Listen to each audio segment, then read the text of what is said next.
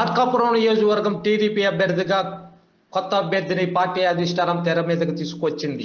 మార్కాపురం నియోజకవర్గం టీడీపీ అభ్యర్థిగా చింతల చెరువు సత్యనారాయణ పేరుతో టీడీపీ శ్రేణులకు ప్రజలకు ఐవీఆర్ సర్వే రావడంతో టీడీపీ శ్రేణులు ఒకసారిగా షాక్ గురయ్యారు.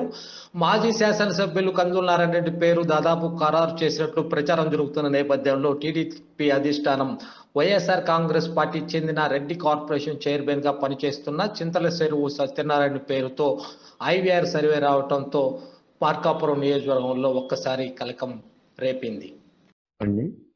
వచ్చే 2024 ఎన్నికల్లో మీ నియోజకవర్గంలో తెలుగుదేశం పార్టీ అభ్యర్థిగా మీరు ఎవరిని కోరుకుంటున్నారు?